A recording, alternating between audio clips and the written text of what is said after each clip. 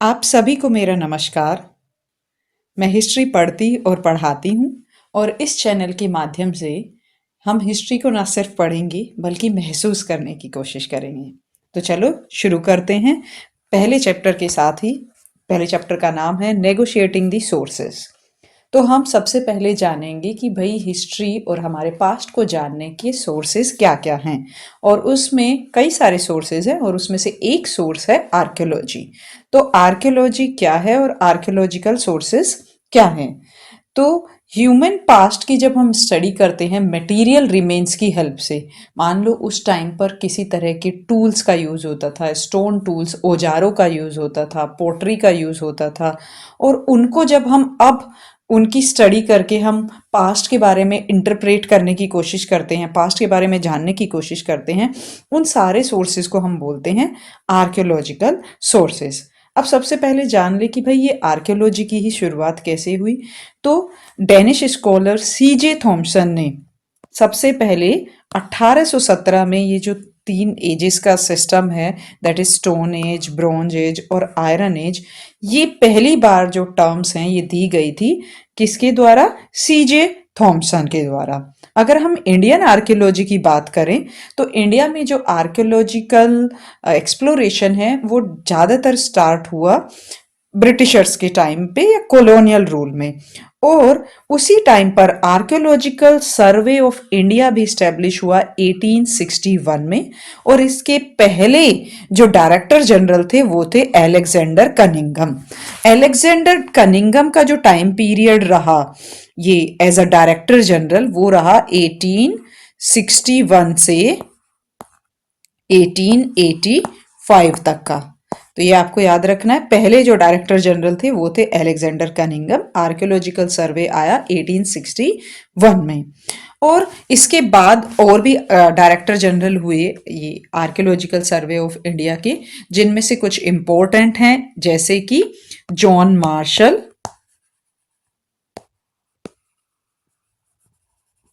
John Marshall का time period रहा 1902 से लेकर के 1928, और जॉन मार्शल के टाइम में ही इंडस वैली सिविलाइजेशन की खोज हुई थी।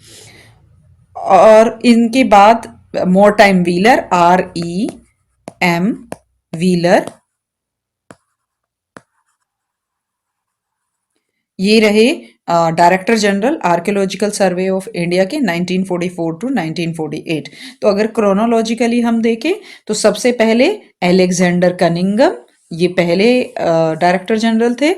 और फिर जॉन मार्शल, इम्पॉर्टेंट हम डायरेक्टर जनरल की बात कर रहे हैं तो जॉन मार्शल, जिनके टाइम पर इंडस वैली सिविलाइजेशन की खोज हुई, या फिर पहली बार ये हड़प्पन सिविलाइजेशन की खोज हुई और डिक्लेयर किया गया। एंड उसके बाद मोरटाइम व्हीलर जो 1944 से 48 तक डायरेक्टर जनरल रहे। तो ये इनका क्रोनोलॉजिकल ऑर्डर हो जाएगा। अब हम कुछ टर्म्स देख लेते हैं जो आर्कियोलॉजी से रिलेटेड हैं। आर्टफैक्ट्स। तो आर्टफैक्ट्स क्या है? जो भी सामान पास्ट में ह्यूमंस ने यूज किया या फिर उसको अल्टर किया, बनाया, उसको हम बोलते हैं आर्टफैक्ट्स, जिसकी हम स्टडी करके पास्ट के बारे में जानने की कोशिश करते हैं। और जब एक ही तरह के आर्टफैक्ट्स और सेम ही मटेरियल से बने हुए, एक ही तरह के आर्टफैक्ट्स और सेम मटेरियल से बने हुए किसी साइट पर मिलते हैं तो हम उसे बोलते हैं इंडस्ट्री।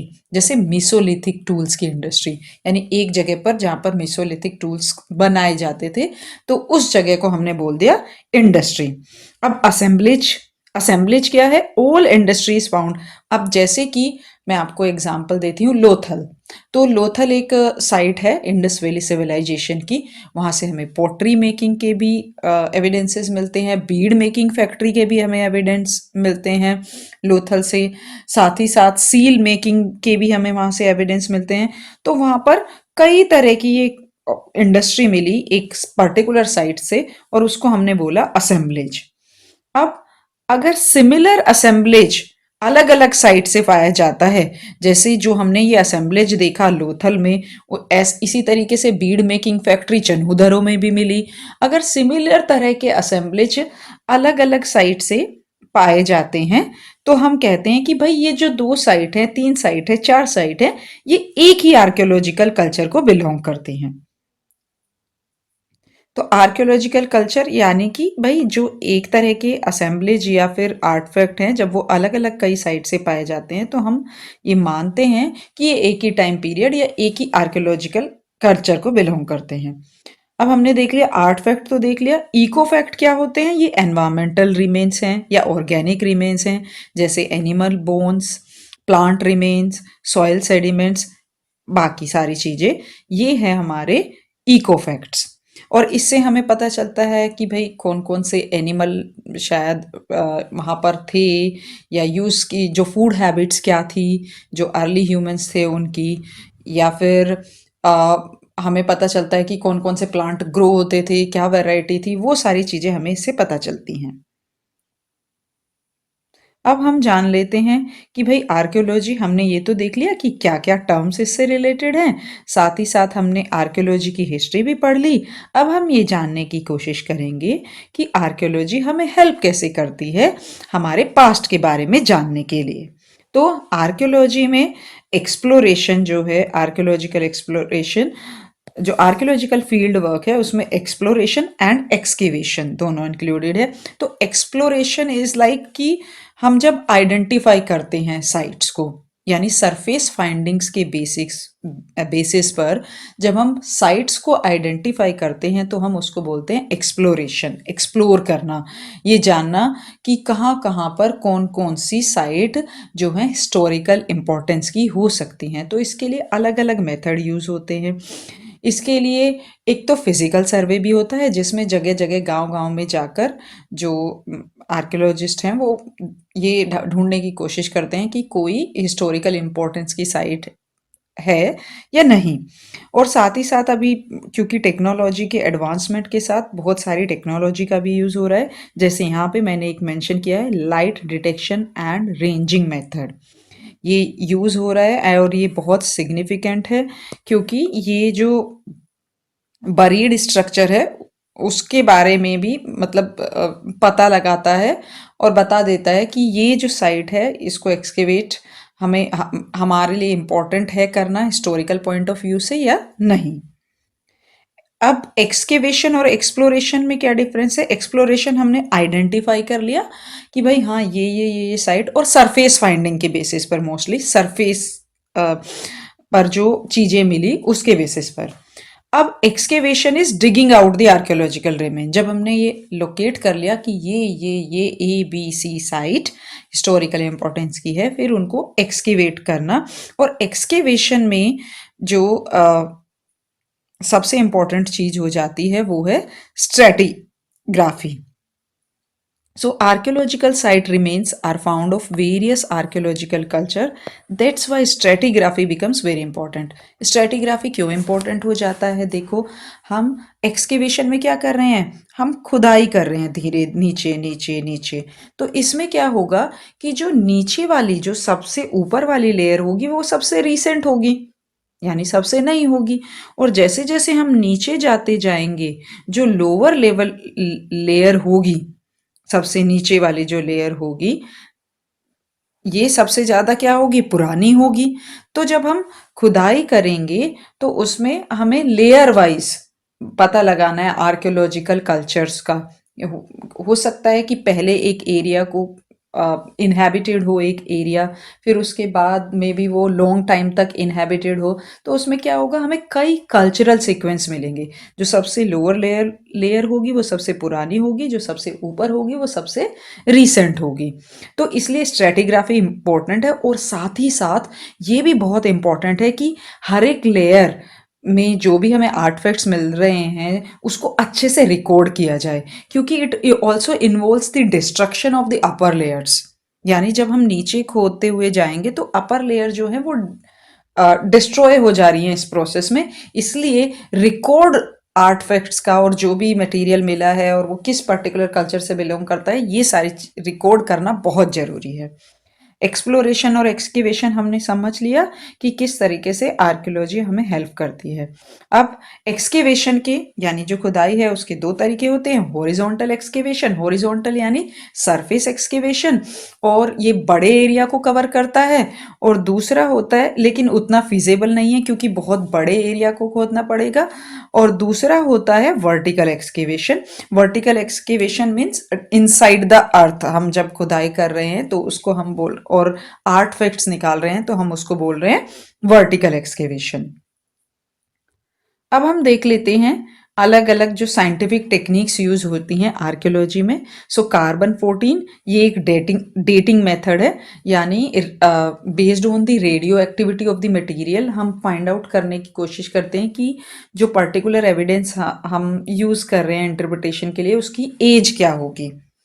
आर्कियोमेट्री, आर्कियोमेट्री में जो it the range of scientific techniques and analysis involved to analyse ancient objects are and materials, यानी ये साइंटिफिक टेक्निक्स हैं जिसके थ्रू हम एंशिएंट ऑब्जेक्ट्स और जो मटेरियल्स हैं उनको आइडेंटिफाई करने की कोशिश करते हैं। जैसे कि हम पोट्री या मेटल जो ऑब्जेक्ट्स हैं उनको स्टडी करते हैं और ये कोशिश करते हैं कि ये कैसे बनाए गए होंगे, तो उनके प्रोसेस के बारे में जानने की कोशिश करते हैं। या फिर मेटल और मेटल जो आसपास के और हैं उनसे उनको मैच करके कोशिश करते हैं ये जानने की ये जो मेटल ऑब्जेक्ट बना है तो इसका सोर्स क्या रहा होगा इस मेटल का। स्पेशली केमिकल एनालिसिस करते हैं सॉइल की। जैसे कि एक एग्जांपल मैं यहाँ पर देना चाहूँगी कि जैसे जिस एरिया में पशु बनते हैं तो उसमें क्या हो जाता है कि नाइट्रोजन कंटेंट उस एरिया का, वहाँ की सॉइल का थोड़ा ज़्यादा हो जाता है। जो एनिमल एक्सक्रीटा है it increases the nitrogen content in the soil. तो इनाम गांव में जो घर हैं उनके कोर्टयार्ड में ये पाया गया कि कोर्टयार्ड का जो मिट्टी है, कोर्टयार्ड की मिट्टी का नाइट्रोजन कंटेंट ज़्यादा था बजाय घर के अंदर के कमरों के। तो ये दिखाता है कि भाई शायद कोर्टयार्ड में वो अपने पशुओं को बांधते होंगे, इसीलिए जो नाइट्रोजन कंटेंट है वो ज़्यादा है। तो ये सारी चीज़ें हमें आर्कियोमेट्री से पता चलती हैं। ओके, तो नेक्स्ट हम डिस्कस करेंगे पैलियोओंथोलॉजी। पैलियोओंथोलॉजी ये है study of remains of dead organism, और इससे हमें ह्यूमन इवोल्यूशन के बारे में पता चलता है।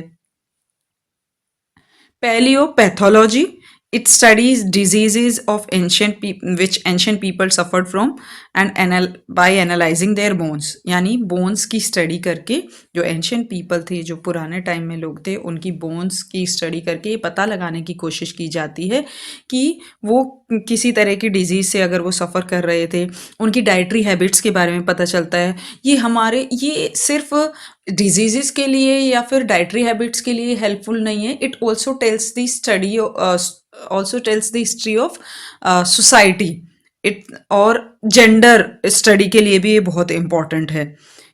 जेंडर स्टडी के लिए कैसे इम्पॉर्टेंट है कि ये तय करना या ये फाइंड आउट करना कि कौन सी डिजीज़ कॉमन थी विमेन में, कहीं वो माल न्यूट्रिशन के कारण तो नहीं थी, क्या मेल को ज़्यादा न्यूट्रिशियस फूड मिलता था। सो इस तरह की स्टडी में भी ये हेल्प करता है। एथेनो आर्कियोलॉजी क्या है कि अभी जो प्रेजेंट में कम्युनिटीज हैं उनके बिहेवियर को स्टडी करके ये इंटरप्रेट करना कि शायद पास्ट में भी जो कम्युनिटी हैं वो इस तरीके से रहती होंगी, इसको हम बोलते हैं ethno archaeology.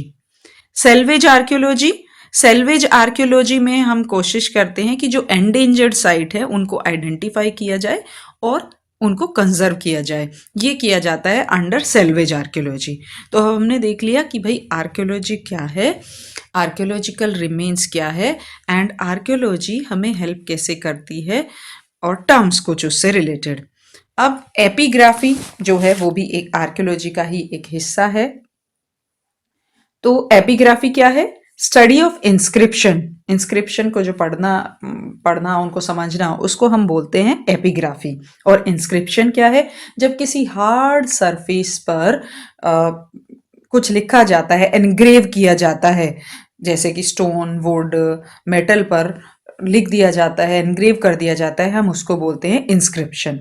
And epigraphy include understanding, analyzing the information given on inscription, and it also include paleography. Paleography means study of ancient writing. जो एंशियंट राइटिंग है उनकी स्टडी को हम पेलियोग्राफी बोलते हैं। और क्योंकि हम एपिग्राफी में इंस्क्रिप्शन को पढ़ रहे हैं और इंस्क्रिप्शन में हम पढ़ रहे हैं एंशियंट राइटिंग, तो इसीलिए एपिग्राफी में पेलियोग्राफी भी इंक्लूडेड है। अब हम देखते हैं भाई अर्लीस्ट इंस्क्रिप्शन। तो अगर हम अर्लीस्ट इंस्क्रिप्शन की बात करें तो हड़प्पन इंस्क्रिप्शन जो है अर्लीस्ट इंस्क्रिप्शन है इंडिया में। लेकिन जो हड़प्पन इंस्क्रिप्शंस हैं जो कि मोस्टली सील्स पर लिखे हुए हैं वो डेसिफर्ड नहीं है। डेसिफर्ड यानी उनको पढ़ा नहीं गया है, और इसी वजह से क्योंकि वो डेसिफर्ड नहीं है तो अर्लीस्ट डेसिफर्ड इंस्क्रिप्शन है अशोका के जो इंस्क्रिप्शन है, पिलर इंस्क्रिप्शन है, मेजर रॉक एडिक्ट है, जो वो डेसिफर्ड हो गए हैं, यानी पढ़ लिया गया है, उनको समझ लिया गया है। और ये पढ़ने का और समझने का श्रेय अशोकन जो इंस्क्रिप्शन है it was deciphered by James Prinsep. तो अशोका के जो इंस्क्रिप्शन है वो बेसिकली 4 स्क्रिप्ट में लिखे गए, Aramaic and Greek script. Aramaic और ग्रीक स्क्रिप्ट का अशोका ने यूज किया अफगानिस्तान में, और उनके सरे कूना जो कि साउथ ईस्ट अफगानिस्तान में है, ये इंस्क्रिप्शन है अरामिक और ग्रीक में। और 2 अरामिक इंस्क्रिप्शन है लागमान और तक्षशिला। तो 4 स्क्रिप्ट में बेसिकली लिखे गए और लैंग्वेज थी प्राकृत। तो ये था अरामिक एंड ग्रीक। अरामिक और ग्रीक बाइलिंगुअल इंस्क्रिप्शन हमें मिलता है कहाँ से? सरे कूना साउथ ईस्ट अफगानिस्तान से। और 2 अरामिक इंस्क्रिप्शन मिलते हैं लागमान और तक्षशिला से। In Gandhara region Kharosthi script was use, और उसका एग्जाम्पल है शाहबाजगरी इंस्क्रिप्शन और मानसेरा इंस्क्रिप्शन। तो गांधार वाला जो रीजन था उस वाले रीजन में यूज किया गया खारोष्टी स्क्रिप्ट, और बाकी सारी जगहों पर पूरे रेस्ट ऑफ द एम्पायर में इंडिया में यूज किया गया ब्राह्मी स्क्रिप्ट का। अब ब्राह्मी स्क्रिप्ट का जो यूज है इससे पहले ये हमें एक एक्सकेवेशन के दौरान अनुराधपुरा जो कि श्रीलंका में है वहां से एक पोटशर्ड मिला है, उस पर भी ये ब्राह्मी स्क्रिप्ट मिलती है, और ऐसा माना जाता है शायद वो अशोकन जो इंस्क्रिप्शन है उनसे भी पुरानी है। अब हम अगर इन स्क्रिप्ट के बारे में देखें तो खरोष्टी स्क्रिप्ट का यूज अशोकन इंस्क्रिप्शन के बाद खरोष्टी का use Indo Greeks, Indo Parthian और कुशानास के टाइम पे हुआ। लेकिन धीरे धीरे जो खरोष्टी है वो खत्म हो गई, यानी डिक्लाइन हो गया, उसका यूज बंद हो गया 3rd सेंचुरी तक आते आते। जबकि ब्राह्मी इवोल्व होती रही। ब्राह्मी जो लेटर्स हैं वो धीरे धीरे मॉडिफाई होते रहे, डायनेस्टीज बदलती रही, लेटर्स मॉडिफाई होते रहे, और ज़्यादातर जो इंडिया की अभी लैंग्वेजेस हैं, रीजनल लैंग्वेजेस हैं, वो ज़्यादातर उनका ओरिजिन कहाँ से हुआ है? Mostly they originated from Brahmi script, जो रीजनल स्क्रिप्ट हैं। So 6th century Gupta Brahmi evolved. अब 6th सेंचुरी आते आते जो ब्राह्मी है वो इवोल्ड हो गई गुप्ता ब्राह्मी में, और उसका नाम था सिद्धा मात्रिका। 10th सेंचुरी आते आते देवनागरी स्क्रिप्ट स्टैंडर्डाइज हो गई। 14th 15th सेंचुरी में Bengali, Assamese, Oriya, Maithili, many other scripts has emerge. और जो शारदा स्क्रिप्ट है कश्मीर की वो भी इसी टाइम पर इमर्ज हुई। इसी तरीके से साउथ इंडिया में तमिल ब्राह्मी का इमरजेंस हुआ। तो लैंग्वेज के बारे में हमने अभी पढ़ लिया। तो अब हमने देखा कि भाई जो पहले इंस्क्रिप्शन थे और जो पहले डेसिफर्ड इंस्क्रिप्शन है, यानी जिनके बारे में पढ़ लिया गया है, समझ लिया गया है, वो अशोका के हैं और वो लिखे गए हैं ब्राह्मी स्क्रिप्ट में। अब earliest inscription were in Brahmi script and first pure Sanskrit inscription came from 1st century BCE, और जो फर्स्ट चेस्ट संस्कृत यानी शुद्ध संस्कृत में जो इंस्क्रिप्शन लिखे गए वो 2nd सेंचुरी सीई, और जिसका एग्जाम्पल है जूनागढ़ रोक इंस्क्रिप्शन ऑफ रुद्र दमन। जूनागढ़ रोक इंस्क्रिप्शन जो रुद्र दमन का है, शाका क्षत्रपा रुद्र दमन का है, वो अर्ली एग्जाम्पल है शुद्ध संस्कृत में किसी इंस्क्रिप्शन का।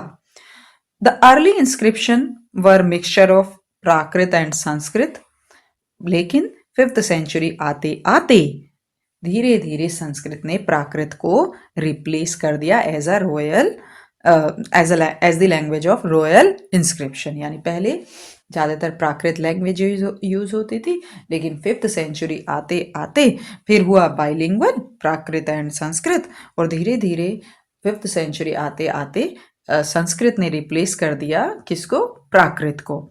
इसी तरीके से तमिलनाडु में Tamil language was used for inscription from 2nd century BCE onward, and it became important, Tamil became very important language during Pallavas।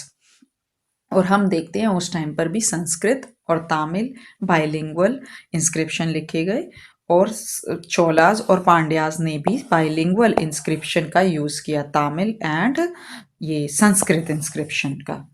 तो लैंग्वेज हमने देख लिया कि भाई पहले ब्राह्मी स्क्रिप्ट थी, प्राकृत लैंग्वेज मोस्टली थी, धीरे धीरे संस्कृत, प्राकृत, और फिर संस्कृत ने नॉर्थ इंडिया में पूरी तरीके ज़्यादातर एरियाज में रॉयल इंस्क्रिप्शन के केस में रिप्लेस कर दिया प्राकृत को। इसी तरीके से साउथ में तमिल लैंग्वेज ने।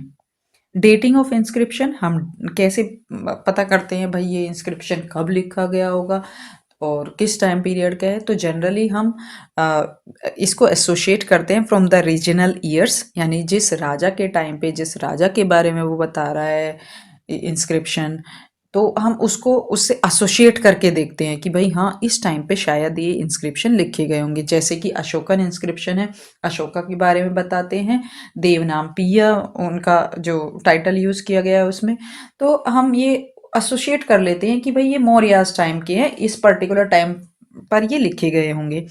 साथ ही साथ लेटर इंस्क्रिप्शन में डेट क्रोनोग्राम ग्राम के फॉर्म में दी गई है, क्रोनोग्राफ्स के फॉर्म में।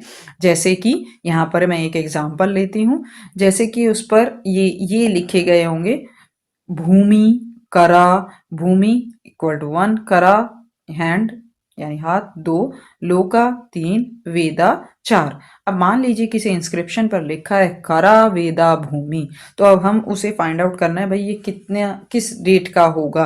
तो ये रिवर्स ऑर्डर में पढ़ा जाता था, यानी पहले आएगा भूमि, भूमि के लिए क्या है 1 1, फिर आएगा वेदा, वेदा के लिए है 4, और वेद एंड करा, करा के लिए 2। तो यानी ये उस पर्टिकुलर टाइम पे 1 एंड ये 142वें साल में लिखा गया।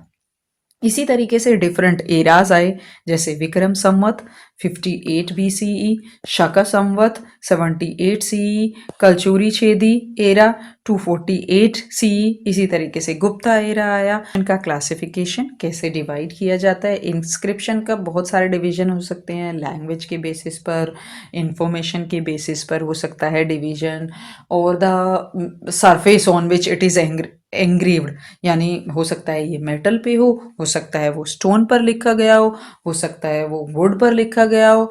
तो इस तरीके से बहुत सारे क्लासिफिकेशन हो सकते हैं। हम यहाँ पर इंपॉर्टेंट वाले डिस्कस करेंगे। कोमेमोरेटिव इंस्क्रिप्शन, तो कोमेमोरेटिव इंस्क्रिप्शन होते हैं जो किसी एक पर्टिकुलर इवेंट को कोमेमोरेट करने के लिए, बताने के लिए स्पेशली यूज किए जाते थे।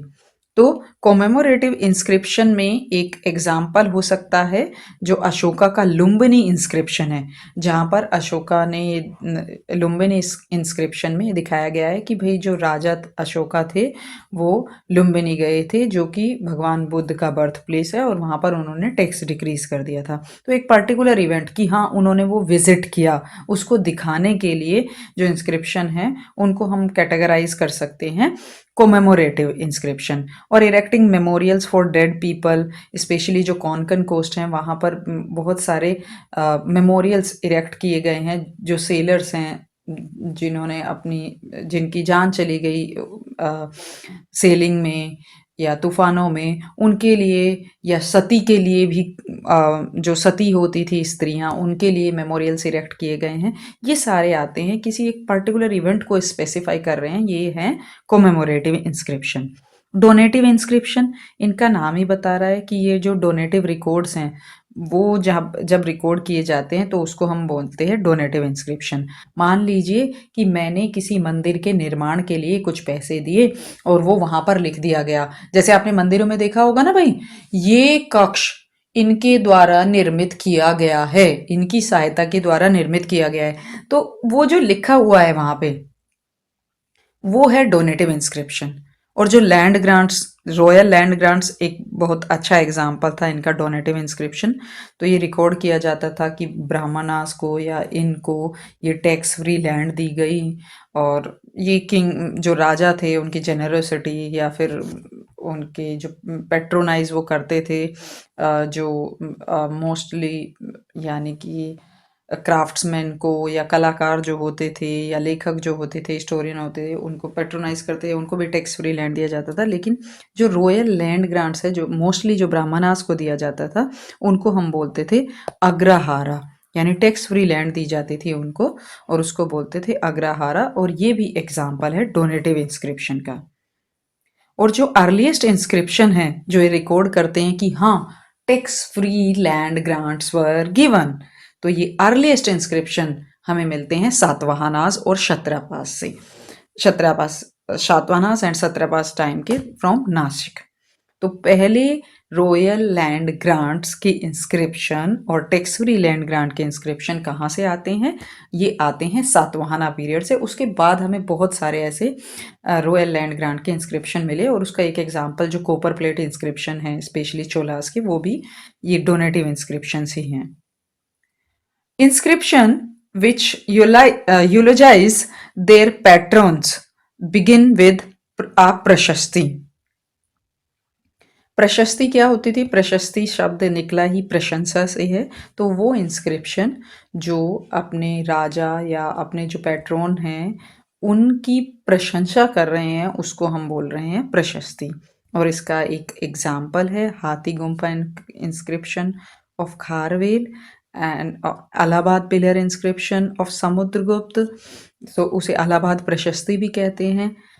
और इसी तरीके से ये पुलकेशिन का जो इंस्क्रिप्शन है जो लिखा गया, इसी के साथ साथ जैसे कि हमने देखा हाथी गुम्फा इंस्क्रिप्शन ऑफ खारवेल, क्योंकि इसमें खारवेल की बहुत सारी अचीवमेंट्स के बारे में बताया गया है।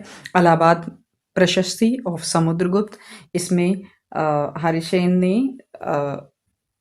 जो कि कोर्ट पोएट थे समुद्रगुप्त के, उनके बारे में, उनकी अचीवमेंट्स के बारे में, उन्होंने कौन से युद्ध लड़े उसके बारे में बताया है। साथ ही एक और इंस्क्रिप्शन है एहोल इंस्क्रिप्शन।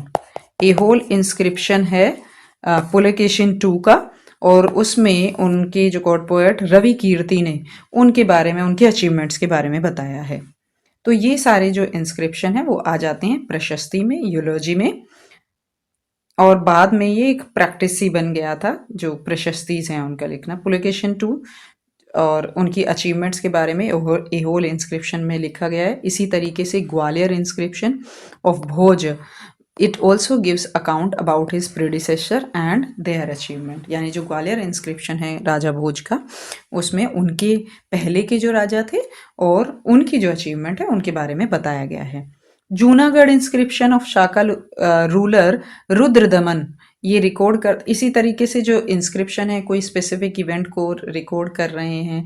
जैसे कि जूनागढ़ का जो इंस्क्रिप्शन है रुद्रदमन का, ये बताता है कि सुदर्शन लेक का कंस्ट्रक्शन हुआ चंद्रगुप्त मौर्य के टाइम पे, और फिर ये कंप्लीशन हुआ अशोका के टाइम पे, और दोबारा से इसको रिपेयर किया गया। ये क्रैक हो गई थी, ये बर्स्ट हो गया था लेक, और रुद्रदमन के टाइम में इसको रिपेयर किया गया। तो ये सारे इंफॉर्मेशन हमें इंस्क्रिप्शन से मिलती है। अब हम जानने की कोशिश करेंगे कि इम्पोर्टेंस क्या है इंस्क्रिप्शन की। तो अब तक हमने क्योंकि क्लासिफिकेशन पढ़ लिया, डेटिंग पढ़ लिया, और उससे पहले भी हमने पढ़ लिया, लैंग्वेज पढ़ लिया, तो हम ये तो जान ही गए हैं कि इम्पोर्टेंस क्या है। तो सबसे पहले लैंग्वेज का पता चलेगा हमें कि भाई उस टाइम पे कौन सी लैंग्वेज, कौन सी स्क्रिप्ट का यूज़ होता था, और अभी जो प्रेजेंट में हम लैंग्वेज यूज़ कर रहे हैं इसका ओरिजिन कहाँ से हुआ है, ये पता चल गया। डेट्स पता चल गई कि भाई कौन से टाइम पे। तो फर्स्ट सबसे पहली बात क्या है, इंस्क्रिप्शन बहुत ड्यूरेबल है क्योंकि हार्ड सरफेस पर लिखे गए, तो इनके नष्ट होने का खतरा कम रहता है इन कंपैरिजन टू जो स्क्रिप्ट्स हैं, जो हमारी स्क्रिप्ट्स हैं या फिर जो हमारे स्पेशली जो टेक्स्ट हैं और जो एंशियंट टेक्स्ट हैं तो ये ड्यूरेबल है, इसीलिए ये इंफॉर्मेशन को बहुत लंबे टाइम तक पास कर सकते हैं। यानी बहुत एंशियंट टाइम के इंस्क्रिप्शन भी अभी अगर वो डेसिफर्ड हैं, पढ़े गए हैं, तो इंफॉर्मेशन को पास करने का एक अच्छा जरिया है। दूसरा, political history and geographical extent. तो इंस्क्रिप्शन से हमें पॉलिटिकल हिस्ट्री तो हमने देख ही लिया कि हमें किंग्स के बारे में पता चलता है, उनकी अचीवमेंट के बारे में पता चलता है, उनके टाइम में, और स्पेशली जैसे अशोका के जो इंस्क्रिप्शन थे तो किंग की थिंकिंग के बारे में और रिलीजियस प्रैक्टिसेस के बारे में, सोसाइटी के बारे में पता चलता है। और जैसे इलाहाबाद प्रशस्ति में जो हरिसेन हैं उनके उनके लिए टर्म यूज़ की गई है संधि विग्रह का, और एक और टर्म यूज़ की गई है, तो इससे हमें पता चलता है कि भाई एक ही ऑफिसर, एक ही पर्सन दो ऑफिस होल्ड कर सकता था। तो ये सारी चीज़ें हमें इंस्क्रिप्शन से पता चलती हैं। अब जहाँ जहाँ पर इंस्क्रिप्शन मिले, जैसे अशोक के जो इंस्क्रिप्शन है गांधार में मिले हमें, फिर हमें कलिंग और नीचे डेक्कन के आसपास भी, नॉर्थ में भी, और उधर अफगानिस्तान तक मिले, तो हमें इससे पता चलता है कि उनका जो किंगडम का एक्सटेंट था, यानी कहाँ कहाँ तक उनका किंगडम फैला हुआ था। हालांकि ये नेसेसरी नहीं है कि जहाँ से इंस्क्रिप्शन मिले हों वो उस किंगडम का ही पार्ट हो, हमेशा ऐसा नहीं है, लेकिन जनरली ऐसा होता है। हमेशा ऐसा नहीं है इसलिए बोल रही हूँ क्योंकि बाद में कुछ इंस्क्रिप्शन को एक जगह से हटा के दूसरी जगह पे भी लाया गया, जैसे कि जो मेरठ पिलर इंस्क्रिप्शन है जिसको फिरोज शाह तुगलक ने हटवा के यहाँ पर लाया गया था। तो ऐसा माना जाता है कि फिरोज शाह तुगलक इस पिलर को, पहले ये मेरठ में था और इसको वो दिल्ली लेकर गए और दिल्ली लगवाया। इसी तरीके से जेनेलॉजिकल हिस्ट्री, यानी जेनेलॉजी के बारे में पता चलता है, किंग्स, उनकी जेनेलॉजी, उनके प्रेडिसेसर, उनकी अचीवमेंट, वो सारी चीज़ें हमें पता चलती हैं इंस्क्रिप्शन से। कल्चरल हिस्ट्री के बारे में पता चलता है, रिलीजियस प्रैक्टिसेस के बारे में भी पता चलता है, जैसे हमने पढ़ा था ना डोनेटिव इंस्क्रिप्शन, इस मंदिर के निर्माण के लिए, इस पर्टिकुलर मूर्ति के निर्माण के लिए उन्होंने दान दिया, या तो ऐसे कई सारे इंस्क्रिप्शन मिलते हैं हमें कि एक पर्टिकुलर गिल्ड ने पैसे दिए, या फिर दान दिया, या फिर उन्होंने किसी ने श्रमदान दिया, वो सारी चीज़ें इंस्क्रिप्शन की हेल्प से हमें जानने को मिलती हैं। 7th सेंचुरी, और इसी के साथ साथ हमें कल्चर के बारे में, जैसे 7th सेंचुरी का एक एग्जांपल यहाँ पर है कुदुमिया मलाई इंस्क्रिप्शन, जो कि 7th सेंचुरी से है। ये म्यूजिकल नोट्स के बारे में बताता है, 7 क्लासिकल रागास के म्यूजिकल नोट्स के बारे में ये हमें इंस्क्रिप्शन बताता है। तो इंस्क्रिप्शन से हमें बहुत सारे इन्फॉर्मेशन मिलती है, और साथ ही साथ हम इसको एक मतलब चेकिंग के लिए भी यूज़ कर सकते हैं, क्रॉस चेकिंग के लिए, जैसे जो टेक्स्ट में दिया हुआ है, और ये जैसे टेक्स्ट में अगर कुछ इन्फॉर्मेशन दी हुई है तो उसको वेरीफाई करने के लिए, जैसे हमने देखा यहाँ पर भी जेनेलॉजिकल हिस्ट्री है, तो वेरीफाई कर सकते हैं इंस्क्रिप्शंस की हेल्प से। और साथ ही साथ एक ये बहुत अच्छा सोर्स है to know about pre history and proto history, यानी जब तक राइटिंग शुरू नहीं हुई थी। जैसे archaeology itself is a very important source to know about proto history and pre history, यानी बाकी प्रोटो हिस्ट्री और प्री हिस्ट्री हम किसको बोल रहे हैं, जब तक राइटिंग डेवलप नहीं हुई है उससे पहले का जो पास्ट है उसको हम बोल रहे हैं प्री हिस्ट्री, और जो कि बहुत वाइड वास्ट है। ये अभी जो हिस्ट्री वाला पीरियड है, यानी राइटिंग के डेवलपमेंट होने के बाद वाला जो पीरियड है उसको हम बोल रहे हैं हिस्ट्री। तो वो बहुत छोटा है, और इवोल्यूशन से लेके और प्रोटो हिस्ट्री तक का टाइम बहुत वास्ट है, तो उसको हमें जानने में मदद करती है आर्कियोलॉजी। प्रोटो हिस्ट्री यानी जिसका राइटिंग तो डेवलप हो गई है जब, लेकिन हम डेसिफर नहीं कर पाए हैं, जैसे कि Indus valley civilisation is part of proto history, और history is about after the development of writing, यानी टेक्स्ट जब डेवलप हो चुके हैं।